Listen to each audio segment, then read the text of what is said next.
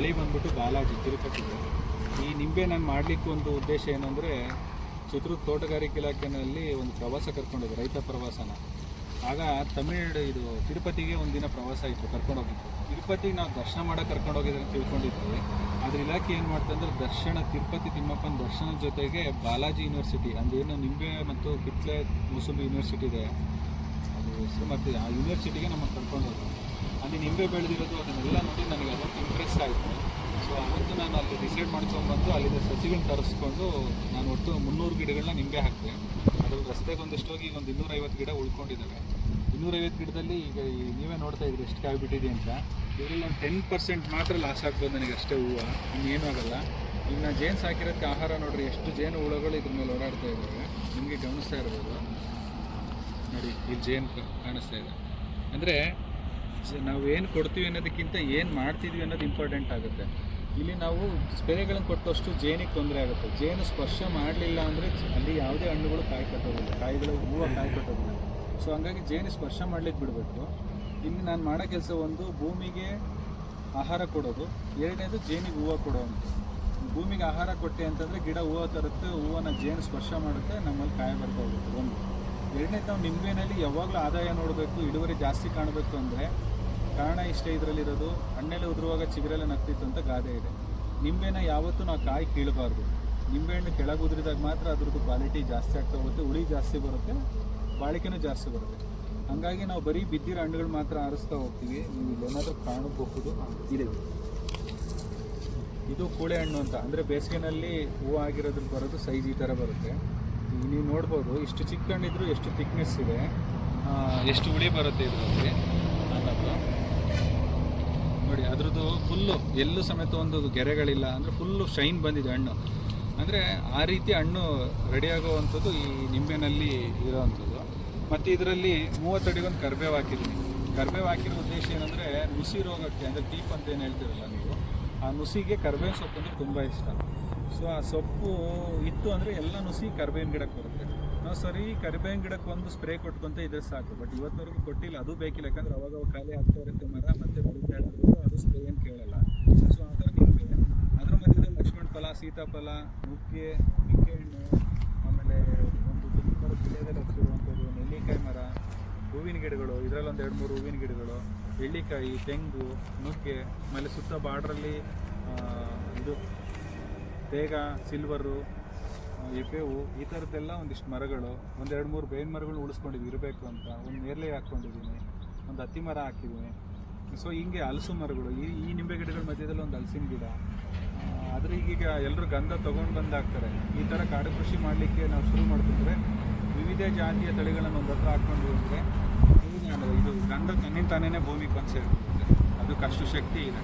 So ಹಂಗಾಗಿ ನಾವು ಪ್ರಕೃತಿ ಜೊತೆ ಹೋದರೆ ಪ್ರಕೃತಿ ನಮ್ಮ ಜೊತೆಗಿರುತ್ತೆ. ನಾವು ಪ್ರಕೃತಿ ನಮ್ಮ ಜೊತೆ ತರಕ್ಕೆ ಹೋದರೆ ಅದು ನಮ್ಮ ಮಾತು ಕೇಳೋದಿಲ್ಲ. ಇಲ್ಲಿ ನಾನು ವ್ಯವಸಾಯಕ್ಕೆ ಬಂದಮೇಲೆ ಕಂಡುಕೊಂಡಿರೋದೇನು ಅಂತಂದರೆ, ಪ್ರಕೃತಿ 9 ಭಾಗ ಕೆಲಸ ಮಾಡುತ್ತೆ, ಇನ್ನು 10 ಭಾಗ ನಾನು ಕೆಲಸ ಮಾಡಬೇಕು. ಏನು ಈ ಸಗಣಿ ಕೊಡುವಂಥದ್ದು, ಗಂಜಲ, ಜೀವಾಮೃತ, ಇವೆಲ್ಲ ಹೀಗಿದ್ರೆ ನಾವು ಮನೇಲಿ ಹಾರ್ಲಿಕ್ಸು ಅವು ಬೇರೆ ಬೇರೆ ಬೂಸ್ಟ್ ಕುಡಿತೀವಲ್ಲ, ಆ ಥರದಲ್ಲಿ ಅಷ್ಟೇ. ಭೂಮಿನಲ್ಲಿ ಇರೋದು ಏನಂದರೆ ಕೆಮಿಕಲ್ಸನ್ನು ಬಳಸದೇ ಇದ್ದು ಕಳೆನಾಶಕಗಳನ್ನ ಹೊಡೆದಂಗಿದ್ರೆ ಭೂಮಿ ತನ್ನಿಂದ ತಾನೇ ರೆಡಿ ಆಗಿಬಿಡುತ್ತೆ ಒಂದು. ಎರಡನೇದಾಗಿ ನಾವು ಯಾವುದನ್ನೇ ಸಹ ಪ್ರೆಸರ್ ಹಾಕಿ ಕೆಲಸ ಮಾಡಬಾರ್ದು. ಭೂಮಿಗೆ ಎಷ್ಟು 4 ಇಂಚು 5 ಇಂಚು ಭೂಮಿ ಅಗಿಬೇಕು, ಅಷ್ಟೇ ಅಗಿಬೇಕು. ಇವತ್ತು ದೊಡ್ಡ ಟ್ರ್ಯಾಕ್ಟರ್ಗಳು, ದೊಡ್ಡ ಮಡಿಕೆನಲ್ಲೆಲ್ಲ ಭೂಮಿಲಿ 2 ಅಡಿ ಮಣ್ಣು ಹೊರಗಡೆ ತೆಗೆದಾಕ್ತಾರೆ. ಸತ್ತಿರೋ ಮಣ್ಣು ಮೇಲೆ ಬರುತ್ತೆ, ಒಳ್ಳೆ ಮಣ್ಣೆಲ್ಲ ಒಳಗಡೆ ಹೊರಟೋಗೋದು. ಈ ರೀತಿಯಲ್ಲಿ ಕೃಷಿ ಲಾಸ್ ಆಗ್ತಿರೋದು. ಇಲ್ಲಿ ನಾನು ಕಲ್ಟಿವೇಷನ್ ಎಲ್ಲಿ ಮಾಡಬೇಕು, ಎಲ್ಲಿ ಮಾಡಬಾರ್ದು, ಕಲ್ಟಿವೇಷನ್ ಮಾಡದಿರೋ ಜಾಗಗಳಿಗೆಲ್ಲ ಮಾಡದೇ ಇರುವಂಥ ತಳಿಗಳು ಯಾವ್ದು ಬರುತ್ತೋ ಅಂಥದನ್ನ ಆಯ್ಕೆ ಮಾಡಿ ಹಾಕ್ಕೊಂಡಿದ್ದೀನಿ. ಕರಿಬೇ, ಸೀತಾಫಲ, ನೇರಳೆ, ಹಲಸು, ಮಾವು, ನಿಂಬೆ, ಇದಕ್ಕೆಲ್ಲ ಕಲ್ಟಿವೇಷನ್ ಬೇಕಿಲ್ಲ. ಸೊ ಅದೆಲ್ಲ ಒಂದು ಭಾಗದಲ್ಲಿ ಮಾಡ್ಕೊಂಡಿದ್ದೀನಿ, ಅರ್ಧ ಎಕರೆ ಒಳಗಡೆ. ಇನ್ನೊಂದು ಎಕರೆ ಒಳಗಡೆ ಧಾನ್ಯಗಳು, ತರಕಾರಿಗಳನ್ನೆಲ್ಲ ಇನ್ನೊಂದು ಎಕರೆ ಒಳಗಡೆ ಮಾಡ್ಕೊಂಡಿದ್ದೀನಿ. ಸೊ ಹಂಗಾಗಿ ನನಗೆ ಕೃಷಿ ಲಾಸ್ ಆಗಿಲ್ಲ. ಮರಗಳೆಲ್ಲ ಯಾವ ಸುತ್ತ ಮರಗಳು ತೇಗ, ಸಿಲ್ವರು, ಬೇವು ಅದಾಗ ಅದು ಹುಟ್ಟಿರೋದು, ಎಲ್ಲ ಸೇರಿ ಒಂದು 40 ಮರಗಳಿವೆ. ಗಿಡ ನೋಡಿದ್ರೆ ನಿಮಗೆ ನಿಂಬೆ ಗಿಡ ಅನ್ಸಲ್ಲ, ಮಲ್ಲಿಗೆ ಗಿಡ ಅನ್ನಿಸ್ಬೋದು. ಅಂದರೆ ಅಷ್ಟು ಈ ಗಿಡದಲ್ಲಿ ಹೂವು ಇದೆಯಲ್ವ. ಇದರಲ್ಲಿ ಕನಿಷ್ಠ 10% ಮಾತ್ರ ಹೂವು ಉದುರುತ್ತೆ ಅಂತ ಹೇಳಿದೆ ನಾನು. 10% ಅಂದರೆ ಈಗ ಇರೋ ವಾತಾವರಣ ಇದ್ರೆ ಏನು ಸಮಸ್ಯೆ ಇಲ್ಲ. ಬಿಸಿಲು ಜಾಸ್ತಿ ಆದರೆ ಅಥವಾ ಅಡ್ಡದಿಡ್ಡಿ ಮಳೆಗಳು ಹೊಡೆದ್ರೆ ಸ್ವಲ್ಪ ಹೂವು ವೇಸ್ಟ್ ಆಗ್ಬೋದು. ಆದರೂ ಕನಿಷ್ಠ ಅಂದರೆ ಇದು ಈಗ ಇರೋ ಹೂವಿಗೆ ಇನ್ನು ಮುಂದೆ ಬರ್ತಕ್ಕಂಥ ಹೂವಿಗೆಲ್ಲ ಸೇರಿ ಒಂದು ವರ್ಷಕ್ಕೆ ಇದರಲ್ಲಿ ಏನಿಲ್ಲ ಅಂದರೆ 2000, ಕನಿಷ್ಠ 2000 ಕಾಯಿ ಬರುತ್ತೆ ನನಗಿದು ನಿಂಬೆಹಣ್ಣು. ಒಂದು ಹಣ್ಣು 5 ರೂಪಾಯಿಗೆ ಮಾರ್ತೀನಿ. 2008 5 ಎಷ್ಟಾಯಿತು ನೀವು ಲೆಕ್ಕ ಹಾಕ್ಕೊಳ್ಳಿ ಆಯಿತಾ. ಅಂದರೆ ಹಂಗಂತೇಳ್ಬಿಟ್ಟು 50 ಎಕರೆ ನಿಂಬೆ ಹಾಕ್ಬೇಡಿ. ನಿಮ್ದು 1 ಎಕರೆ ಇದೆ ಅಂದರೆ ಅದರಲ್ಲಿ ಇಷ್ಟೆಷ್ಟು ಹಾಕಬೇಕು. ನನಗೆ ಇವತ್ತು ನಿಂಬೆಹಣ್ಣಲ್ಲಿ ಒಂದು 100 ರೂಪಾಯಿ, ಕರ್ಬೇವಿನಲ್ಲಿ ಒಂದು 100 ರೂಪಾಯಿ, ಮೆಣಸಿನ ಗಿಡದಲ್ಲಿ ಒಂದು 100 ರೂಪಾಯಿ, ಟೊಮೆಟೊ ಗಿಡದಲ್ಲಿ ಒಂದು 100 ರೂಪಾಯಿ, ಈ ಥರ 100 ರೂಪಾಯಿ ಲೆಕ್ಕ ಹಾಕೊಂಡು 1000 ರೂಪಾಯಿ ಮಾಡಬೇಕು ಹೊರತು ನಾವು ಒಂದು ಗಿಡಕ್ಕೆ 2000 ನಿಂಬೆಹಣ್ಣು ಬಿಡುತ್ತೆ ಅಂದರೆ 1 ಎಕರೆ ಪೂರ್ತಿ ನಿಂಬೆ ಹಾಕ್ಬಿಟ್ಟು ಬರೀ ನಿಂಬೆಹಣ್ಣು ಮಾರೋಣ ಅಂದರೆ ಒಂದ್ಸರಿ 8 ಎಣ್ಣೆ 1 ರೂಪಾಯಿ ಆಗುತ್ತೆ, ಒಂದ್ಸರಿ 10 ರೂಪಾಯಿ ಇರುತ್ತೆ. 10 ರೂಪಾಯಿ ಆದರೆ ನನ್ನ ಹತ್ರ ನಿಂಬೆಹಣ್ಣು ಇರಲ್ಲ, 8 ಎಣ್ಣೆ ಆದ ನಿಂಬೆಹಣ್ಣು ಇರುತ್ತೆ. ಏನು ಮಾಡಬೇಕು? ನನ್ನ ಲೈಫ್ ಸ್ಟೈಲ್ ಹೆಂಗೆ ಟೆಸ್ಟೇ ಮಾಡ್ಕೊಳಕ್ಕಾಗುತ್ತೆ? ಒಂದು. ಎರಡನೇ, ನಿಂಬೆಹಣ್ಣಿದೆ ನನಗೆ ಯಾವಾಗಲೂ 5 ರೂಪಾಯಿನೇ ಸಿಗುತ್ತೆ ಅಂತೇಳಿ ಬರೀ ನಿಂಬೆಹಣ್ಣಾಗಿ ಬೆಳೆದೆ ಅಂದರೆ ಉಳಿದಿರೋದನ್ನೆಲ್ಲ ನಾನು ದುಡ್ಡು ಕೊಟ್ಟು ತರಬೇಕು. ಧಾನ್ಯಗಳಿರ್ಬೋದು, ತರಕಾರಿಗಳಿರ್ಬೋದು, ಅದೆಲ್ಲದು ಕೆಮಿಕಲ್ ಆಗಿ ಬೆಳೆದಿರ್ತಾರೆ ಕೆಲವು ರೈತರುಗಳು. ಸೊ ನಾನಿಲ್ಲಿ ಆರ್ಗ್ಯಾನಿಕ್ಕಲ್ಲಿ ನಿಂಬೆ ಬೆಳಿತೀನಿ, ಕೆಮಿಕಲಲ್ಲಿ ತರಕಾರಿ ತರ್ತೀನಿ. ಇದು ನನ್ನ ಆರೋಗ್ಯಕ್ಕೆ ಸೆಟ್ ಆಗಲ್ಲ ಅಂತಂದು ಯೋಚನೆ ಮಾಡಿ ಎಲ್ಲದೂ ನನ್ನ ಹೊಲದಲ್ಲಿ ಅಳವಡಿಸ್ಕೊಂಡ್ರೆ ನಾನು ಎಲ್ಲದನ್ನು ತಿಂತೀನಿ, ಎಲ್ಲದನ್ನು ಮಾರಾಟ ಮಾಡ್ತೀನಿ, ಎಲ್ಲದರ ಲಾಭ ನೋಡ್ಬೋದಲ್ಲ ಅನ್ನೋ ದೃಷ್ಟಿಲಿ ಇದನ್ನು ಅಳವಡಿಸ್ಕೊಂಡಿದ್ರಿಂದ ಸಮಗ್ರ ಕೃಷಿ ಕುಟುಂಬ ಕೃಷಿಯಾಗಿ ಕನ್ವರ್ಟ್ ಆಗಬೇಕು. ಸಮಗ್ರ ಕೃಷಿ ಅಂದರೆ ಎಲ್ಲ ತಳಿಗಳಿರಬೇಕು, ಎಲ್ಲ ಪ್ರಾಣಿಗಳಿರ್ಬೇಕಂತಾರೆ. ಅದ್ರ ಜೊತೆಗೆ ನೀನು ತಿನ್ನೋದು ಏನಿದೆಯೋ ಅದೆಲ್ಲ ನಿನ್ನ ಹತ್ರ ಇರಬೇಕಷ್ಟೇ, ಅದು ಸಮಗ್ರ ಕೃಷಿ. ಇದು ಮೈಸೂರು ವಿಳ್ಯದೆಲೆ ತಳಿ. ಇದರಲ್ಲಿ ಹೂವು ಬರುತ್ತೆ. ಈ ಹೂವು ಇದೆಯಲ್ವಾ, ಈ ಹೂವು ತಿಂದರೆ ನೀವು ಗೆಲಡಿಕೆ ತಿನ್ನಂಗೆ ಟೇಸ್ಟ್ ಬರ್ತದೆ, ಹೌದಲ್ವಾ? ಸೊ ಇದು ತಿನ್ನೋದ್ರಿಂದ ನಿಮಗೆ ಎಷ್ಟು ವರ್ಷದ ಕಫ, ನ್ಯೂಮೋನಿಯಾ ಇದ್ರ ಸಮೇತ ಹೊರಟೋಗುತ್ತೆ ಇದು ಒಂದು ಹೂವಿನಲ್ಲಿ. ಅಂದರೆ ಅಷ್ಟು ಗುಣಗಳನ್ನು ಇದು ವಿಳ್ಯದೆಲೆ ಅಳವಡಿಸ್ಕೊಂಡಿದೆ. ಲಾಸ್ಟ್ ಟೈಮ್ ರಾವೆ ಕಾರ್ಯಕ್ರಮದಲ್ಲಿ ನಿಮ್ಮ ಇಲಾಖೆ ಸ್ಟೂಡೆಂಟ್ಸ್, ಫೈನಲ್ ಇಯರ್ ಸ್ಟೂಡೆಂಟ್ಸ್ ಇಲ್ಲಿ ಬಂದಾಗ ಒಂದಿಬ್ಬರು ಹುಡುಗರಿಗೆ ತುಂಬ ಮೂಗಲ್ಲಿ ಅಂದರೆ ನೆಗಡೆ ಯಾವಾಗಲೂ ಇರುವಂಥದ್ದು ಇತ್ತು. ಅವ್ರು ಕೇಳಾರೆ, ಸರ್ ಯಾವಾಗಲೂ ನೆಗಡೆ ಇರುತ್ತೆ, ನಾನು ಏನು ಮಾಡಬೇಕಂತ.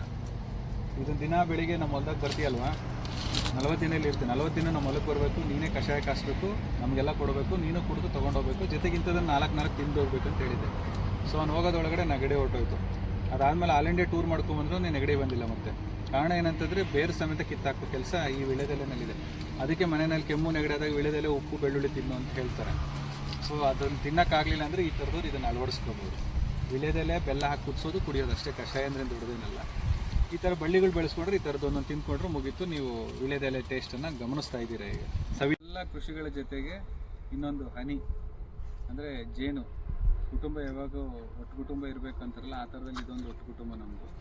ಸೊ ಎಲ್ಲರನ್ನ ಕಾಪಾಡ್ತಿರೋ ದೇವತೆ ಅಂದರೆ ಈ ಜೇನು. ಎಲ್ಲ ಹೂಗಳಿಗೂ ಸ್ಪರ್ಶವನ್ನು ಕೊಟ್ಟು ಎಲ್ಲ ಒಂದು ಹೂವಿಂದು ಇನ್ನೊಂದು ಹೂವಿಗೆ ಸ್ಪರ್ಶವನ್ನು ಮಾಡ್ತಿರ್ತಕ್ಕಂಥ ಕೆಲಸನ ನನಗೇನು ಕೆಮಿಕಲ್ ಸ್ಪ್ರೇ ಯಾಕೆ ಮಾಡಲ್ಲ ಅಂತ ಕೇಳಿದ್ರು, ಅದೆಲ್ಲ ಕೆಲಸ ಇವುಗಳು ಮಾಡ್ತಾ ಇದ್ದಾವೆ. ಸೊ ಹಂಗಾಗಿ ಇವರೇ ನನ್ನ ಮೂಲ ಕಂಪನಿ. ಇದು ಗೀರ್ ತಳಿ ಹಸುಗಳು ಅಂತೇಳಿ. ಒಟ್ಟು ನನ್ನ ಹತ್ರ 3 ತಳಿ ಹಸುಗಳಿದೆ. ಒಂದು ಗೀರು, ಇನ್ನೊಂದು ತಳಿ ಸಾಹಿವಾಲು, ಮತ್ತು ಇನ್ನೊಂದು ಅಮೃತ್ ಮಹಲ್ ತಳಿ. ಒಟ್ಟು 3 ತಳಿಗಳು ಮೇಂಟೈನ್ ಮಾಡ್ತಾ ಇದ್ದೀನಿ. ಅಮೃತ್ ಮಹಲು ಮುಂದೆ ಪೂರ್ವಜರ ಕಾಲದಿಂದ ನಮ್ಮ ಮನೇಲಿ ಉಳಿಸ್ಕೊಂಬಂದಿರೋದು. ಸಾಹಿವಾಲು ಮತ್ತು ಗೀರ್ ತಳಿನ ನಾನು ಇದರಿಂದ ಗುಜರಾತಿಂದ ತೊಗೊಂಬಂದಿದ್ದಂಥದ್ದು. ಸೊ ಈ ಹಸು ಫಸ್ಟ್ ನಾನು ಶುರು ಮಾಡಿದಾಗ 5 ಹಸುಗಳು ಮಾತ್ರ ತೊಗೊಂಡು ಬಂದೆ. ಅದರಲ್ಲಿ ಬಂದ ಮೇಲೆ ಒಂದು ಹಸು ಅಲ್ಲಿ ಬರೋ ಇದ್ರ ಪ್ರಾಬ್ಲಮಲ್ಲಿ ಒಂದು ಇಲ್ಲಿ ಬಂದಮೇಲೆ ತೀರೋಯ್ತು. ಆಗ ಸ್ವಲ್ಪ ಡಿಪ್ರೆಸ್ ಆಯಿತು, ಸ್ಟಾರ್ಟಿಂಗಲ್ಲಿ ಹಿಂಗೆ ಆಯ್ತಲ್ಲ ಅಂತ. ಅದಾದ ನಂತರ 4 ಹಸುನಲ್ಲೇ ಧೈರ್ಯ ತೊಗೊಂಡು ಅವುಗಳ ಜೊತೆಗೆ ಮಿಂಗಲ್ಲಾಗಿ ಏನಿದು ಪ್ರಾಬ್ಲಮ್ ಏನು, ಇಲ್ಲಿ ಹೊಂದ್ಕೊಳ್ದಿರೋ ಕಾರಣ ಏನು, ಯಾವ ಥರ ಕಟ್ಟಾಕಿ ಮೇಯಿಸಿದ್ರೆ ಏನೇನು ಪ್ರಾಬ್ಲಮ್ ಬರುತ್ತೆ, ಹೊರಗಡೆ ಬಿಟ್ಟಾಗ ಏನು ಪ್ರಾಬ್ಲಮ್ ಅನುಕೂಲಗಳಾಗುತ್ತೆ ಅನ್ನೋದೆಲ್ಲ ಯೋಚನೆ ಮಾಡಿ ನೋಡಿಕೊಂಡಾಗ ಸ್ಟಾಲ್ ಫೀಡಿಂಗಿಗಿಂತ ಫೀಲ್ಡ್ ಫೀಡಿಂಗ್ ತುಂಬ ಒಳ್ಳೇದಂತ ಗೊತ್ತಾಯಿತು. ಸೊ ಹಂಗಾಗಿ ನಾವು ಒಳಗೆ ಕಟ್ಟಾಕೋದ್ರ ಬದಲಾಗಿ ಹೊರಗಡೆ ಕರ್ಕೊಂಡು ಹೋಗಿ ಶುರು ಮಾಡ್ಕೊಂಡ್ವಿ. ಅವಾಗಿಂದ ನನಗೆ ಗೋಶಾಲೆಯಲ್ಲಿ ಅಂದರೆ ನಮ್ಮ ಇದೇನು ಹೈನುಗಾರಿಕೆಯಲ್ಲಿ ಇನ್ಕಮ್ ಸ್ಟಾರ್ಟ್ ಆಗಿದ್ದು ಅವಾಗಿಂದ.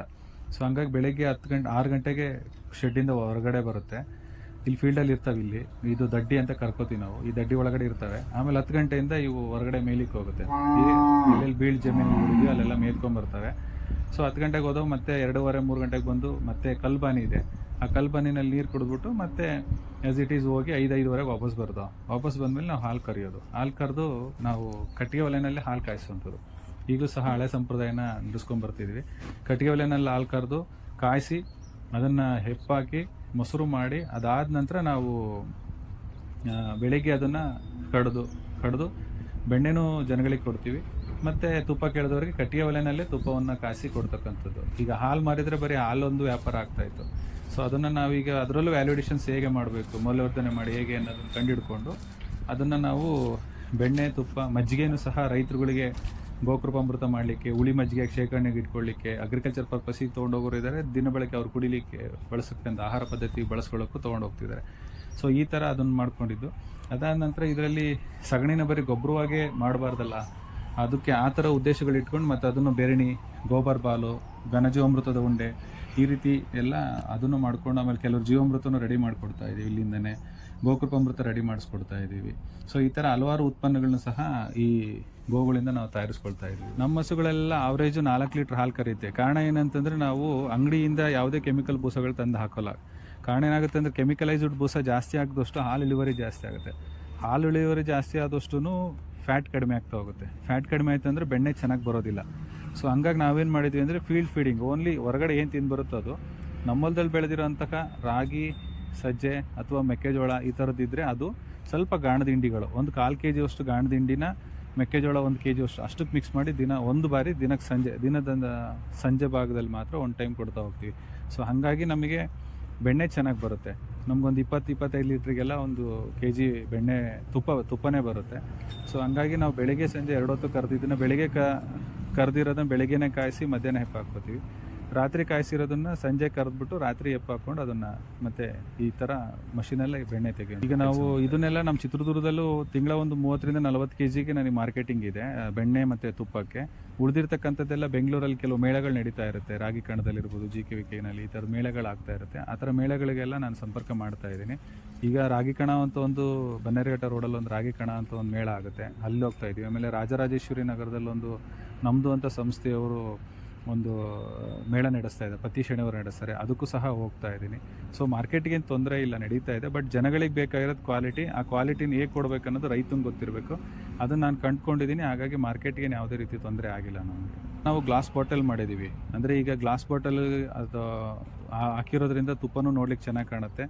ತುಂಬ ಬೆಳಕು ಅದಕ್ಕೆ ಬೀಳ್ತಾ ಇರೋದ್ರಿಂದ ತುಂಬ ಚೆನ್ನಾಗೂ ಬಾಳಿಕೆ ಬರುತ್ತೆ. ನಾವೇನು ಟೇಸ್ಟ್ನಲ್ಲಿ ತುಪ್ಪವನ್ನು ಕಾಸಿ ಬಾಟಲಿಗೆ ಪ್ಯಾಕ್ ಮಾಡಿರ್ತೀವೋ ಅದೇ ಟೇಸ್ಟಲ್ಲೇ ಕಸ್ಟಮರು ಕೊನೆಯವರೆಗೂ ಅದೇ ಟೇಸ್ಟನ್ನು ಸವಿತಾ ಇದ್ದಾರೆ ಅಂತೇಳಿ ನಮ್ಗೆ ಫೀಡ್ಬ್ಯಾಕ್ ಬರ್ತಿದೆ. ಹಾಗಾಗಿ ನಾವು ಗ್ಲಾಸ್ ಬಾಟ್ಲಲ್ಲೇ ಪ್ಯಾಕಿಂಗ್ ಮಾಡಿ ಕೊಡ್ತಕ್ಕಂಥದ್ದು. ರೇಟ್ ಬಂದ್ಬಿಟ್ಟು ತುಪ್ಪ ಈಗ ನಾವು 3,000 ರೂಪಾಯಿ kg ಕೊಡ್ತಾ ಇದ್ದೀವಿ. ಬೆಣ್ಣೆ ಬಂದ್ಬಿಟ್ಟು 2,000 ರೂಪಾಯಿಗೆ 1 kg ಕೊಡ್ತಾ ಇದ್ದೀವಿ. ಮಜ್ಜಿಗೆ ಬಂದ್ಬಿಟ್ಟು 20 ರೂಪಾಯಿ ಲೀಟ್ರ್ನಂಗೆ ಕೊಡ್ತಾ ಇದ್ದೀವಿ. ಗಂಜಲವನ್ನು ಗೋಮೂತ್ರವನ್ನು ಬಂದ್ಬಿಟ್ಟು 10 ರೂಪಾಯಿ ಲೀಟ್ರ್ನಂಗೆ ಕೊಡ್ತಾ ಇದ್ದೀವಿ. ಹಸಿ ಸಗಣಿ 8 ರೂಪಾಯಿ kg ಹಂಗೆ ಕೊಡ್ತಾ ಇದ್ದೀವಿ.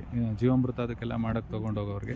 ಇನ್ನು ಘನಜಾಮೃತ ಉಂಡೆಗಳು ಅವೆಲ್ಲ ಚಿಕ್ಕ ಉಂಡೆಗಳು ಗಾತ್ರದ ಮೇಲೆ 5-10 ರೂಪಾಯಿವರೆಗೂ ಒಂದೊಂದು ಉಂಡೆಗಳು. ಅಂದರೆ ಅಡಿಕೆ ಗಿಡಕ್ಕೆ ಒಂದು ಇಡಬೇಕಾ, ಮೆಣಸಿನ ಗಿಡಗಳಿಗೆ, ತರಕಾರಿ ಗಿಡಗಳಿಗೂ ಸಹ ಯಾವ ರೀತಿಯಲ್ಲಿ ಉಂಡೆಗಳು ಬೇಕು ಅನ್ನೋದನ್ನು ನೋಡಿಕೊಂಡು ನಾವು ಘನಜೀವಾಮೃತದ ಉಂಡೆಗಳನ್ನ ಗೋಬರ್ ಬಾಲ್ ರೀತಿಯಲ್ಲಿ ತಯಾರಿಸ್ಕೊಡ್ತಾ ಇದ್ದೀವಿ. ತರಕಾರಿಗಳು, ಹಸುವಿಂದು ಇದೆಲ್ಲ ಸೇರಿಕೊಂಡು ಒಟ್ಟಾರೆಯಾಗಿ ನನಗೆ ಒಂದು ತಿಂಗಳ 1-1.25 ಲಕ್ಷದವರೆಗೂ ಇನ್ಕಮ್ ನಾನು ಈಗ ನೋಡ್ತಾ ಇದ್ದೀನಿ. ಸೊ ಖರ್ಚು ವೆಚ್ಚಗಳೆಲ್ಲ ಸೇರಿ ಒಂದು 65,000-70,000 ರೂಪಾಯಿ ನನಗೆ ಆದಾಯ ಮಿಕ್ಕುತ್ತೆ ಪ್ರತಿ ತಿಂಗಳು. ಹಸುಗಳಿಂದ ಸಗಣಿನಲ್ಲಿ ಪ್ರತಿ ತಿಂಗಳು ಏನಿಲ್ಲ ಅಂದ್ರೆ ಒಂದು 60,000-75,000 ರೂಪಾಯಿ ಇನ್ಕಮ್ ಬರ್ತದೆ. ಹಾಲು ತುಪ್ಪ ಅದೇ ಹಾಲು ಕೊಡೋದು ಕಡಿಮೆ, ನಾವು ಮಾರೋದೆಲ್ಲ ತುಪ್ಪ ಮಾತ್ರ, ತುಪ್ಪ ಬೆಣ್ಣೆ ಮಾತ್ರ ಮಾಡೋದು. ಹಾಲು ದಿನಕ್ಕೆ ಒಂದು 5-6 ಲೀಟ್ರ್ ಹಾಲು ಹೋದರೆ ಹೆಚ್ಚು. ಮುಂಚೆ ನಾನು ದುರ್ಗಕ್ಕೆ ಸಪ್ಲೈ ಮಾಡ್ತಾಯಿದ್ದೆ, ಚಿತ್ರದುರ್ಗಕ್ಕೆ ಒಂದು 40 ಲೀಟ್ರ್ವರೆಗೂ ಸಪ್ಲೈ ಮಾಡ್ತಿದ್ದೆ.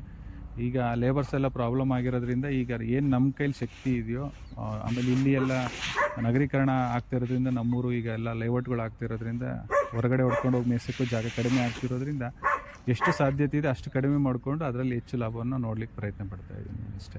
ಫಸ್ಟು 5 ಹಸು ತೊಗೊಂಬಂದಿದ್ದು, ಅದರಲ್ಲಿ 35 ಹಸು ಆಯಿತು. ಈಗ ಒಂದಿಷ್ಟು ಹಸುಗಳನ್ನೆಲ್ಲ ಕೊಟ್ಕೊಂಡು ಕಡಿಮೆ ಮಾಡಿಕೊಂಡು ಈಗ ಒಂದು 18 ಒಟ್ಟು 14 ದೊಡ್ಡ ಹಸುಗಳಿದೆ. ಕರುಗಳೆಲ್ಲ ಸೇರಿ ಒಂದು 20 ಇದೆ ಇವಾಗ ನನ್ನ ಹಸು. ಕಟ್ಟಿಗೆ ಒಲೆ, ಇದನ್ನು ಬೆಳಗ್ಗೆ 8 ಗಂಟೆಗೆ ಒಲೆ ಮೇಲೆ ಇಡ್ತೀವಿ. 9 ಗಂಟೆವರೆಗೂ ಸ್ವಲ್ಪ ಜಾಸ್ತಿ ಉರಿ ಕೊಟ್ಟಿರ್ತೀವಿ. 9 ಗಂಟೆಯಿಂದ ಸುಮ್ಮನೆ ಕಳ್ಳಿ ಚಾಚ್ತಾ ಇರೋದು ಅಷ್ಟೇ ಕೆಲಸ. ಇದಕ್ಕೆ ಉದ್ದೇಶ ಏನಂದರೆ ಕೆಂಡದ ಮೇಲೆ ಎಷ್ಟೊತ್ತಿರುತ್ತೋ ಅಷ್ಟೊತ್ತು ಎಲ್ಲೋ ಕಲರ್ ಆಗಿ ಕೆನೆ ಕಟ್ಟುತ್ತೆ. ಕೆನೆ ಎಷ್ಟು ಕಟ್ಟುತ್ತೋ ಅಷ್ಟು ಬೆಣ್ಣೆ ನಮಗೆ ಚೆನ್ನಾಗಿ ಬರ್ತಾ ಇರುತ್ತೆ. ಸೊ ಈ ಥರ ಈಗ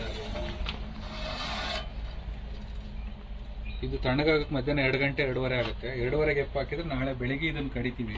ಪೂರ್ತಿ ಮೊಸರು ತಣ್ಣಗಾಗಿರುತ್ತೆ. ನಾಳೆ ಬೆಳಿಗ್ಗೆ ಅಷ್ಟೊತ್ತಿಗೆ ತಣ್ಣಗಿರೋ ಮೊಸರನ್ನ ವಾಷಿಂಗ್ ಮಿಷಿನ್ ಮಾಡ್ಕೊಂಡಿದ್ದೀವಿ. ಈಗೆಲ್ಲ ದೇಶಿ ವಾಷಿಂಗ್ ಮಿಷಿನ್ ಬಂದಿದೆ ನೋಡಿ, ಆ ಥರ ವಾಷಿಂಗ್ ಮಿಷಿನಲ್ಲಿ ನಾವು ಬೆಣ್ಣೆ ತೆಗಿತೀವಿ. ಆ ವಾಷಿಂಗ್ ಮಿಷಿನ್ ತೋರಿಸ್ತಿದ್ದಾರೆ. ಈಗ ನಿಮ್ಗೆ ಹೇಳೋದಲ್ವಾ ವಾಷಿಂಗ್ ಮಿಷಿನಲ್ಲಿ ಬೆಣ್ಣೆ ತೆಗಿತೀವಿ ಅಂತ. ಇದು ನಮ್ಮ ವಾಷಿಂಗ್ ಮಿಷಿನ್ನು. ಇದರಲ್ಲಿ ಬಟ್ಟೆ ತೊಳಿಬೋದು, ಬೆಣ್ಣೆ ತೆಗಿಬೋದು. ಅಂದರೆ ನಾವು ಬೆಣ್ಣೆ ಮಾತ್ರ ತೆಗಿತೀವಿ, ಬಟ್ಟೆ ತೊಳೆಯೋಲ್ಲ. ಇದು ಉದ್ದೇಶ ಇದನ್ನು ಹೆಂಗೆ ಕಂಡುಹಿಡ್ಕೊಂಡೆ ನಾನು ಅಂತಂದರೆ, ಇದು 2 ಕಡೆಗೆ ರೊಟೇಟ್ ಆಗುತ್ತೆ ಈ ಮಷಿನ್ನು. ಇದ್ರ ಬೆಣ್ಣೆ ತೆಗೆಯೋದ್ರಿಂದ ನಾವು ಕಡಗೋಲಲ್ಲಿ ಏನು ಕೆಲಸ ಮಾಡ್ತೀವೋ ಅದೇ ಕೆಲಸ ಇದರಲ್ಲಿ ಬರುತ್ತೆ. ಸೊ ಇದನ್ನು ಕಂಡುಹಿಡಿದಿದ್ದು ಹೇಗೆ ಅಂದರೆ, ಒಂದು ಸರ್ ನಮ್ಮ ಮನೆಯವ್ರು ಇರಲಿಲ್ಲ, ನಾನು ಮಷಿನ್ಗೆ ಹಾಕೊಂಡು ಕುತ್ಕೊಂಡಿದ್ದೆ ಮಜ್ಜಿಗೆ ಕಡ್ಕೊಂಡು ಬೆಣ್ಣೆ ತಕ್ಕೊತ. ಅವಾಗ ಈ ಥರದ್ದು ಇನ್ನೊಂದು ಫೈಬರ್ದು ಇತ್ತು ಮನೆಯಲ್ಲಿ, ಅದಕ್ಕೆ ಬಟ್ಟೆ ಹಾಕಿದ್ವಿ. ಬಟ್ಟೆ ಹಾಕಿದಾಗ ಏನು ಅನಿಸ್ತು, ಇದು ಎರಡು ಕಡೆಗೆ ತಿರುಗುತ್ತೆ, ನಾನು ಮಿಷಿನ್ ಹೊಡ್ಕೊಂಡು ಕೂತೀನಿ ಎರಡು ಕಡೆಗೆ. ಸೊ ಯಾಕೆ ಇದ್ರಲ್ಲಿ ಹಾಕಿ ನೋಡಬಾರ್ದು ಅಂದ ತಕ್ಷಣ ಬಟ್ಟೆ ಎಲ್ಲ ಮುಗಿದ್ಮೇಲೆ ಅದನ್ನ ಕ್ಲೀನಾಗಿ ವಾಶ್ ಮಾಡಿ ಮನೆಯಲ್ಲಿ 3 ವರ್ಷದ ಕೆಳಗಡೆ ಅದರೊಳಗಡೆ ಮೊಸರಲ್ಲಿ ಹಾಕಿಬಿಟ್ಟು 20 ನಿಮಿಷ ಬೆಣ್ಣೆ ಮಿಷಿನ್ ಆನ್ ಮಾಡಿದ ತಕ್ಷಣ ಬೆಣ್ಣೆ ಬಂತು. ಅಲ್ಲಿಂದ ಒಂದು ಹೊಸ ಐಡಿಯಾ ಬಂತು. ಅದಾದ ನಂತರ ಸ್ಟೀಲ್ದು ತೊಗೊಂಬಂದು ಇಟ್ಕೊಂಡು ಇವತ್ತು ಇದು ಬರೀ ಬೆಣ್ಣೆಗೆ ಮಾತ್ರ ತೆಗಿಲಿಕ್ಕೆ ಇಟ್ಟಿದ್ದೀನಿ. ಇವತ್ತು 20 ಲೀಟ್ರ್ ಇದ್ರಲ್ಲಿ ಮೊಸರು ಹಾಕಿದರೆ ನಮ್ಗೆ 3/4 ಗಂಟೆ ಒಳಗಡೆ, ಅಂದರೆ ಟೈಮ್ ಕೊಟ್ಟು ನಿಲ್ಲಿಸಿ ಮಾಡೋದ್ರಿಂದ 1/4 ಗಂಟೆ ಒಳಗಡೆ ನಮಗೆ 1.5-2 kg ಬೆಣ್ಣೆನ ಹೊರಗಡೆ ಎತ್ಕೊಳ್ತೀವಿ. ಬೆಲೆ ಬಂದ್ಬಿಟ್ಟು ಅರ್ಧ kg 1,500 ಕೊಡ್ತಾ ಇದ್ದೀವಿ. ಕೊರಿಯರ್ ಚಾರ್ಜು ಎಲ್ಲ ನಮ್ಮದೇ ಇರುತ್ತೆ, ಟ್ರಾನ್ಸ್ಪೋರ್ಟೇಷನ್ಸ್ ಎಲ್ಲ ಸೇರಿ. ಸೊ ನಮ್ಮ ಚಿತ್ರದುರ್ಗ ಭಾಗದಲ್ಲಾದರೆ 2,800 ರೂಪಾಯಿಗೆ ಕೊಡ್ತೀನಿ, ಲೋಕಲಲ್ಲಿ ಇರ್ತಾರಲ್ಲ. ಸೊ ಯಾವುದೇ ಖರ್ಚು ವೆಚ್ಚಗಳಿರೋದಿಲ್ಲ. ನಾನು ಸಿಟಿಗೆ ಹೋದಾಗ ಕೊಡ್ತೀನಿ, ಕೆಲವರೆಲ್ಲ ಇಲ್ಲಿಗೆ ಬಂದು ತೊಗೊಂಡು ಹೋಗ್ತಾರೆ, ಬಂದು ಫಾರ್ಮ್ ನೋಡ್ದಂಗೆ ಆಗುತ್ತೆ ಅಂತೇಳಿ ಇಲ್ಲಿ ಬಂದು ಸ್ವಲ್ಪ ಕಾಲ ಕಳೆದು ನಮ್ಮ ಹಸುಗಳೆಲ್ಲ ನೋಡಿಕೊಂಡು. ಇದರಲ್ಲಿ ಬೆಳೆದಿರುವಂಥ ಮೆಕ್ಕೆಜೋಳನ ನೀವು ದನಗಳಿಗೆ ಯಾವ ಥರ ಯೂಸ್ ಮಾಡ್ತೀರಾ ಅಂತಂದ್ರೆ ಹೇಳಿ, ಸೈಲೇಜ್ ಏನಾದ್ರು ಪ್ರಿಪರೇಷನ್ ಮಾಡ್ತೀರಾ ಅಥವಾ ಡೈರೆಕ್ಟ್ ಕಟ್ ಮಾಡಿ ಏನಾದ್ರು ಹಂಗೆ ಹಾಕ್ಲಿಕ್ಕೆ ಹಾಕ್ತೀರಾ, ಯಾವ ಥರ ಮಾಡ್ತೀರಿ? ಒಂದು ಸೈಲೇಜು ಅನ್ನೋದು ನನಗೆ ಅಂತೇನು ಇಷ್ಟೊಂದು ಕಾನ್ಸೆಪ್ಟ್ ಅಲ್ಲ, ಆದರೂ ಯಾಕೆ ಅಳವಡಿಸ್ಕೊಂಡಿದ್ದೀನಿ ಅದನ್ನು ಅಂತಂದರೆ, ಒಂದು ಮೆಕ್ಕೆಜೋಳ ಸೈಲೇಜಿಗೆ ನಾವು ಹೊರಗಡೆ ತೊಗೊಂತೀವಿ ಅಂದರೆ 7.5-8 ರೂಪಾಯಿ kg ಬೀಳುತ್ತೆ ನಮ್ಮ ಜಾಗಕ್ಕೆ ಬಂದು ಬೀಳೋ ಅಷ್ಟರಲ್ಲಿ. ಅಲ್ಲಿಯ ಕ್ವಾಲಿಟಿ ಬಗ್ಗೆ ನಂಗೆ ನಂಬಿಕೆ ಇರೋದಿಲ್ಲ. ಒಂದು ನಾವೆಲ್ಲದನ್ನು ಸಾವಯವದಲ್ಲಿ ಕೊಡ್ತಾ ಇದ್ದೀವಿ. ಈಗ ಏನು ಹಾಲು, ತುಪ್ಪ, ಮೊಸರು, ಬೆಣ್ಣೆ, ತರಕಾರಿಗಳಂದಾಗ ನಮ್ಮ ಹಸುಗಳಿಗೂ ಸಹ ನಮ್ಮದೇ ಯಾಕೆ ಕೊಡಬಾರ್ದು, ಒಂದೇ kg ಕೊಡಲಿ, ಒಳ್ಳೆಯದನ್ನು ಯಾಕೆ ಕೊಡಬಾರ್ದು ಅನ್ನೋ ಕಾನ್ಸೆಪ್ಟ್ ಇಟ್ಕೊಂಡಾಗ ಮೆಕ್ಕೆಜೋಳದ್ದು ಶೈಲೇಜ್ ಮಾಡ್ಬೇಕನ್ನೋದು ಆಸೆ ಆಯಿತು. ಈ ಶೈಲೇಜ್ ಹೆಂಗೆ ಮಾಡ್ತೀವಿ ಅಂತಂದರೆ, ಶೈಲೇಜೇ ಮಾಡ್ಬೇಕಂತೇನಿಲ್ಲ, ಇದನ್ನು ದಿನ ಕಟ್ ಮಾಡಿ ಹಾಕ್ತೀವಿ, ಹಸುಗಳಿಗೆ ಹಾಕ್ತೀವಿ. ಏನು ಕೊಡಬೇಕು ಅಷ್ಟು ಮೇವನ್ನು ಕಟ್ ಮಾಡಿ ಹಾಕ್ತೀವಿ. ಇನ್ನೇನು ಹಾಲು ಬಲಿಯಕ್ಕೆ ಶುರುವಾಗುತ್ತೆ, ಲಾಸ್ಟ್ಗೆ ತುಂಬ ಬೆಳ್ಕೊಂಡಿರ್ತೀವಲ್ಲ, ಅದು ಹೆಚ್ಚಾಗುತ್ತೆ ಅಂದಾಗ ಒಂದಿಷ್ಟನ್ನು ಕಟ್ ಮಾಡಿ ಒಂದು ಚಾಪ್ ಮಾಡಿಬಿಟ್ಟು ಡ್ರಮ್ಮಿಗೆ ತುಂಬಿ, ಒಂದು ಡ್ರಮ್ಮಿಗೆ 1-2 ಲೀಟ್ರಷ್ಟು ಬೆಲ್ಲದ ನೀರು ಹಾಕ್ಬಿಟ್ಟು ಮುಚ್ಚಿಟ್ಕೊಳ್ಸಿ, ಬೇರೆ ಏನೂ ಹಾಕಲ್ಲ. ಹಾಕಿ ಮುಚ್ಚಿಟ್ಕೋತೀವಿ. ನಮಗೆ ಬೇಕಂದಾಗ ನಾವು ಬಳಸ್ಕೊತಾ ಹೋಗ್ತೀವಿ. ಆ ದೃಷ್ಟಿನಲ್ಲಿ ಇದನ್ನು ಮೆಕ್ಕೆಜೋಳನ ಶೈಲೇಜ್ ಆಗಿ ಕನ್ವರ್ಟ್ ಮಾಡ್ಕೊಂಡಿದ್ದೀನಿ ಅಷ್ಟೇ. ಬಟ್ ಇದರಿಂದ ತುಂಬ ಅನುಕೂಲನೂ ಇದೆ. ಈಗ ನಾವೇನಾದರೂ ಇವತ್ತೊಂದಿನ ಹಸಿದ ಮೇವು ಏನೋ ತಿನ್ನಿಸ್ಲಿಕ್ಕೆ ಆಗಲಿಲ್ಲ ಅಂತಂದಾಗ ಅಂಥ ಟೈಮಲ್ಲಿ ಹಸಿದು ಹಾಲುಗಳು ಮೆಕ್ಕೆಜೋಳದ್ದು ಹಾಕೋದು ತುಂಬ ಒಳ್ಳೆಯದು. ಬಟ್ ಇದು ಒಳ್ಳೆ ಹಸುಗೆ ಒಳ್ಳೆ ಫೀಡಾಗಿ ಕನ್ವರ್ಟ್ ಆಗ್ತಾಯಿದೆ. ಸೊ ಈ ಥರ ಕಾಳು ಬಂದಾಗ ನಾವು ಅದನ್ನು ಹಸುಗಳಿಗೆ ಚಾಪ್ ಹೊಡೆದು ಕುದಿಸಿಟ್ಕೊಂಡಿದ್ದೀವಿ. ಅಲ್ಲ ಸರ್, ಇದು ಪ್ರಿಪೇರ್ ಏನಾರು ಮಾಡಿ ಮೇಲೆ ಎಷ್ಟು ದಿವಸ ಅಂತ ಬಿಡಬೇಕಂತ ಇರುತ್ತಲ್ಲ? 3 ಇವಾಗ ಹೇಳ್ತಾರೆ, ಸಮೀಕ್ಷೆ ಹೇಳೋದು 3 ತಿಂಗಳು ಬಿಡಬೇಕು, 2 ತಿಂಗಳು ಬಿಡಬೇಕು, ಒಬ್ಬೊಬ್ಬರು ಒಂದೊಂದು ಹೇಳ್ತಾರೆ. ಆಮೇಲೆ ಇತ್ತೀಚೆಗೆ ಯೂಟ್ಯೂಬಲ್ಲಿ ಬಂದಿರೋದೆಲ್ಲರಿಗೆ ಅಂದರೆ ಅವ್ರಿಗೆ ಬಾಯಿಗೆ ಬಂದಿದ್ದು ಹೇಳ್ತಾರೆ. ಸೊ ರೈತ ಯೋಚನೆ ಮಾಡೋಕ್ಕಿರೋದು ಇಲ್ಲಿ ಏನು ಅಂದರೆ, ಅವ್ನಿಗೇನು ಗೊತ್ತು, ಅವನ ಮನೇಲಿ ಏನು ತಿನ್ನಿಸ್ತಾ ಇದ್ದಾನೆ ಹಸು. ಇವತ್ತು ನಾನು ಈಗ ಎಕ್ಸಾಂಪಲ್, ನಾನು ರೊಟ್ಟಿ ಚಟ್ನಿ ತಿಂದಾಗ ಹೇಗಿತ್ತು ನನ್ನ ಆರೋಗ್ಯ, ಈ ನಾಳೆ ಮುದ್ದೆ ಚಟ್ನಿ ತಿಂತಾ ಇದ್ದೀನಿ, ಏನು ಅನ್ನಿಸ್ತು ಅನ್ನೋದು ಹೇಗೆ ನನ್ನ ಭಾವನೆ ನನಗೆ ಹೇಗೆ ಬರುತ್ತೋ ಹಾಗೆ ನಾವು ಹಸುಗಳಿಗೆ ಕೂಡ ಆಹಾರದಲ್ಲೂ ಅಷ್ಟೇ ಗಮನ ವಹಿಸಬೇಕು. ಇಲ್ಲ ಅಂದರೆ ಡಾಕ್ಟ್ರುಗಳು ಯಾವಾಗಲೂ ನಮ್ಮ ಮನೇಲಿ ಇರಬೇಕಾಗುತ್ತೆ, ನಮ್ಮ ದುಡ್ಡು ಯಾವಾಗಲೂ ಮೆಡಿಕಲ್ ಸ್ಟೋರ್ಗೆ ಹೋಗ್ತಾ ಇರಬೇಕು. ಹಸುಗೂ ಮನುಷ್ಯನ ದೇಹಚರ್ಯೆ ಎರಡೂ ಒಂದೇ ಇರುತ್ತೆ. ನಾವು ಧಾನ್ಯ ತಿಂತೀವಿ, ಅದು ಹುಲ್ಲು ಕಸ ಕಡ್ಡಿನ ತಿನ್ನುತ್ತೆ, ಎರಡೇ ವ್ಯತ್ಯಾಸ ಇರೋದು. ತಿನ್ನೋ ಹುಲ್ಲು ಕಡ್ಡಿನಲ್ಲಿ ಯಾವುದನ್ನು ಹಾಕಬೇಕು, ಯಾವುದನ್ನು ಹಾಕಬಾರ್ದು ಅನ್ನೋದು ಒಂದು. ಎರಡನೇದಾಗಿ ನನಗೆ ಮೇಜರ್ ಅನುಕೂಲ ಆಗಿರೋದೇನಂದ್ರೆ, ನಾವು ಹೊರಗಡೆ ಹೊಡ್ಕೊಂಡು ಹೋಗ್ತಿರೋದ್ರಿಂದ ಸ್ಟಾಲ್ ಫೀಡಿಂಗ್ ಬಗ್ಗೆ ನಂಗೆ ಜಾಸ್ತಿ ತೊಂದರೆನೂ ಆಗ್ತಿಲ್ಲ, ಕಷ್ಟನೂ ಆಗ್ತಿಲ್ಲ. ಅದರಲ್ಲೂ ನನ್ನ ಖುಷಿಗೋಸ್ಕರ ಇದೆಲ್ಲ ಮಾಡ್ಕೊಂಡು ನಮ್ಮ ಹಸುಗಳಿಗೆ ಕೊಡ್ತಾ ಇದ್ದಾರೆ. ಈ ಕೃಷಿ ಬೆಳವಣಿಗೆಗೆ ನಿಮಗೆ ಯಾವ್ಯಾವ ಥರ ಗೌರವ ಸಿಕ್ಕಿದೆ ಅಂತ? ಮೊದಲನೇದಾಗಿ ನಾನು ಸಾವಯವ ಕೃಷಿ ಅಂತ ಗೊತ್ತಾದಮೇಲೆ ಭಾರತೀಯ ಕಿಸಾನ್ ಸಂಘದಲ್ಲಿ ಒಂದು ಒಳ್ಳೆ ಗೌರವ ಸಿಗಲಿಕ್ಕೆ ಶುರುವಾಯಿತು. ಅಂದರೆ ಜ್ಞಾನೇಶ್ ಚೆನ್ನಾಗಿ ಮಾಡ್ತಿದ್ದಾನೆ, ಅದನ್ನು ಅನುಸರಿಸ್ಕೋಬೇಕು ಅಂತೇಳಿ ನನಗೆ ವೇದಿಕೆಗಳಲ್ಲಿ ಮಾತಾಡಲಿಕ್ಕೆ ಅವಕಾಶ ಕೊಡುವಂಥ ಗೌರವ ಸಿಗ್ತದೆ. ಮೊದಲನೇದಾಗಿ ನಾವು ಮಾಡೋ ಖುಷಿಗೆ ಹೇಳ್ಕೊಳ್ಳೋಕ್ಕೆ ಒಂದು ಜಾಗ ಸಿಗಬೇಕು, ಅಲ್ಲಿ ಸಿಗ್ತಾ ಹೋಯ್ತು ಭಾರತೀಯ ಕಿಸಾನ್ ಸಂಘದಲ್ಲಿ. ಅದಾದ ನಂತರ ಬೆಂಗಳೂರಲ್ಲಿ ಸರ್ಕಲ್ ಮಾರಮ್ಮ ದೇವಸ್ಥಾನ ಇದೆ, ಆ ದೇವಸ್ಥಾನದಿಂದ ನನಗೆ ನರಸಯ್ಯ ಸ್ಮಾರಕ ನೆನಪಿನ ಕಾಣಿಕೆ ಅಂತೇಳಿ ಫಸ್ಟು ಬಹುಮಾನ, ಅದು ಫಸ್ಟು ವೇದಿಕೆ, ದೊಡ್ಡ ವೇದಿಕೆಯಲ್ಲಿ ಮಾತಾಡಿದ್ದು ಅನುಭವನ ಅದು ಫಸ್ಟು. ಅಲ್ಲಿಂದ ತಿಳ್ಕೊಂಡೆ, ಅಂದರೆ ನಾನು ಮಾತಾಡೋ ಲೆವೆಲ್ಲಿಗೆ ಬೆಳೆದಿದ್ದೀನಿ, ಅಂದರೆ ನಾನು ಮಾಡ್ತಿರೋ ಕೆಲಸ ಚೆನ್ನಾಗಿದೆ, ಅದಕ್ಕೆ ಇನ್ನೂ ಏನೇನು ಅಳವಡಿಸ್ಕೋಬೋದು ಅಂತ ಬಂದಂಗೆಲ್ಲ ಇಲಾಖೆಗಳಲ್ಲಿ ಪರಿಚಯ ಆಯಿತು. ಆಗ ಜಿಲ್ಲಾ ರತ್ನ ಪ್ರಶಸ್ತಿ, ಚಿತ್ರದುರ್ಗ ಜಿಲ್ಲಾ ಪ್ರಶಸ್ತಿ ಬಂತು.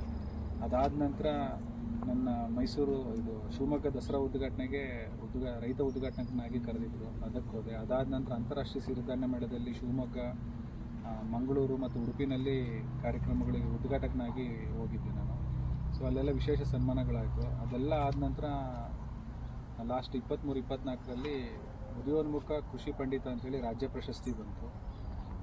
ಅದಾದಮೇಲೆ ಇಲ್ಲಿ ನಮ್ಮ ಹೊಲ ನೋಡಲಿಕ್ಕೆ ಚಲುವರಾಯಸ್ವಾಮಿ ಅವರು, ಈಗೇನು ಮಾನ್ಯ ಸಚಿವರಿದ್ದಾರೋ, ಅವರು ಪ್ರಮಾಣ ವಚನ ಸ್ವೀಕರಿಸಿ ಮೊದಲನೇ ದಿನವೇ ನಮ್ಮ ತೋಟಕ್ಕೆ ಬಂದು, ಆಗ ಹಿರಿಯೂರಿನ MLA ಆದಂಥ ಸುಧಾಕರ್ ಸರ್, ಈಗ ನಮ್ಮ ಚಿತ್ರದ ಉಸ್ತುವಾರಿ ಸಚಿವರು, ಅವರು ಸಹ ಅವ್ರ ಜೊತೆಗೆ ಬಹಳ ಚಳ್ಳಕೆರೆಯ ಶಾಸಕರು ರಘುಮೂರ್ತಿ ಅಣ್ಣವರು, ಚಿತ್ರದುರ್ಗದ ಶಾಸಕರು ವೀರೇಂದ್ರ ಪಪ್ಪೆ ಅಣ್ಣವರು, ಇವರೆಲ್ಲರೂ ನಮ್ಮ ಹೊಲಕ್ಕೆ ಬಂದು ಬರಗಾಲದಲ್ಲಿ ಸಮೀಕ್ಷೆ ಮಾಡಿ ಬರಗಾಲದಲ್ಲಿ ತುಂಬ ಚೆನ್ನಾಗಿದೆ ಅಂತೇಳಿ ಅವರು ಸಹ ಒಂದು ಖುಷಿಪಟ್ಟು ಹೋದಂಥ ಸನ್ನಿವೇಶಗಳು ನಮಗೆ ಮರೆಯಲಾದ ಒಂದು ಉಡುಗೊರೆಗಳಿವೆಲ್ಲ ಅಂತ ಹೇಳಿ. ಈ ಹಿರಿಯೂರು KVK ಇದೆಯಲ್ಲ, ಇದು ಯಾವ ರೀತಿ ನಿಮಗೆ ಪರಿಚಯ ಆಯಿತು ಮತ್ತು ನೀವು ಹೇಗೆ ಸಂಪರ್ಕ ಮಾಡ್ಕೊಂಡ್ರಿ? ಹಿರಿಯೂರು KVKಗೆ ನಾನು ಮುಂಚೆ ನುಗ್ಗೆ ಬೆಳೆ ಪ್ರಸ್ತಾಪದಲ್ಲಿ ಒಂದು 2 ಸರಿ ಹೋಗಿ ಬಂದಿದ್ದೆ. ಆದರೆ ಅವ್ರು ಹೇಳ್ತಿರೋದಕ್ಕೂ ಇಲ್ಲಿ ನನ್ನ ನಾಲೆಡ್ಜ್ಗೂ ಹೊಂದಾಣಿಕೆ ಆಗ್ತಿರ್ಲಿಲ್ಲ. ಸೊ ಯಾಕೋ ನನಗೆ ಅದು ಸರಿ ಅನ್ನಿಸ್ತಾ ಇಲ್ಲ ಅಂದ್ಕೊಂಡು ಸುಮ್ಮನೆ ಬರ್ತಿದ್ದೆ. ಆಮೇಲೆ ಅದೇ ಟೈಮಲ್ಲಿ ಇಲ್ಲಿ ಬರಗಾಲಗಳು ಬಂದಿತ್ತು, ನಾನು ಅದಕ್ಕೆ ಹೆಚ್ಚು ಒತ್ತು ಕೊಡೋಕೆ ಹೋಗಲಿಲ್ಲ. ಅದಾಯಿತು. ಅದಾದ ನಂತರ ನಮ್ಮದು ಸಿರಿಧಾನ್ಯದೊಂದು ಕಾರ್ಯಕ್ರಮ ಇದ್ದಾಗ KVKಯಿಂದ ಕುಮಾರ್ ಸರು, ಸರಸ್ವತಿ ಮೇಡಮ್ ಅವರೆಲ್ಲ ಒಂದು ಸರಿ ಬಂದಿದ್ದರು ನಮ್ಮ ಚಿತ್ರದುರ್ಗಕ್ಕೆ. ಸೊ ಆ ಟೈಮಲ್ಲಿ ನಮ್ಮ ಹಳ್ಳಿಗೆ ಬಂದಾಗ ಅವ್ರ ಹತ್ರ ಸ್ವಲ್ಪ ಪರಿಚಯ ಆಯಿತು. ನಾನು ಸಾವಯವ ಕೃಷಿಗೆ ಅಂತ ಅವ್ರಿಗೆ ಪರಿಚಯ ಆಯಿತು.